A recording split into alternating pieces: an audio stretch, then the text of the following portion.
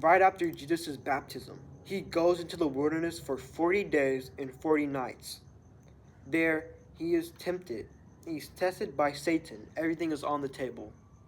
But what stands out is who he is and who he chooses to serve. He refuses shortcuts to power and sets the tone for his mission. One is about serving others, standing for justice and living God's love.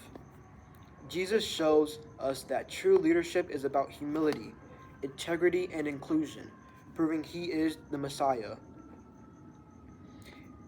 Unfortunately, in our world today, exclusion is a real social issue.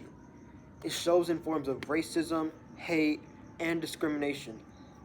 Now, if we fast forward to Jesus' public ministry, Jesus' table was literally and symbolically open to everyone. Let's take a look at a few examples.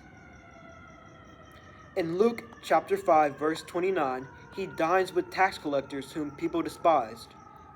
They were rejected by society, but welcomed for Jesus for some reason.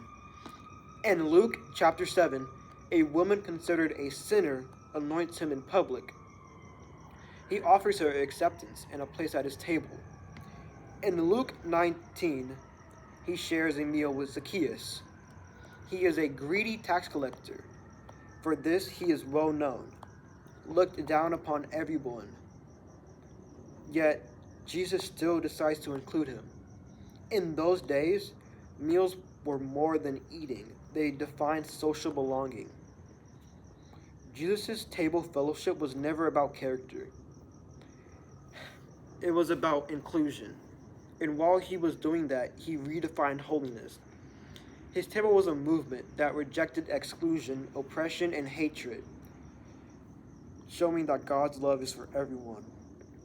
In today's society, Jesus' teachings can inspire us to include and be kind to one another. As hate crimes, racism, and discrimination exist, walls are being built higher to keep people out, like the Pharisees did. But Jesus' mission was to bring more chairs to slide under the table. Real leadership welcomes, and that's what Jesus stood for.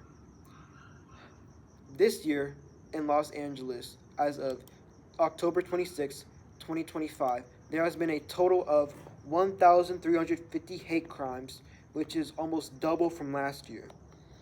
A notable one I researched about happened only a block from my home in Spring. This proves how hate is common in our community. So, what can we do today? There are many options. You can support organizations like the Equality Justice Initiative program or the local anti-racism coalition, which is a good one. Volunteers, you can volunteer in programs that mentor youth from marginalized communities. Or you can personally stand up for someone experiencing racism or other forms of hate. Do not stay silent.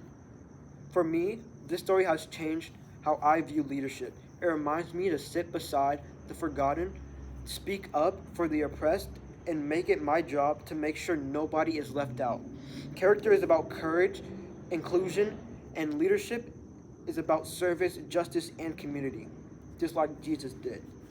So, are you building longer tables or building higher walls?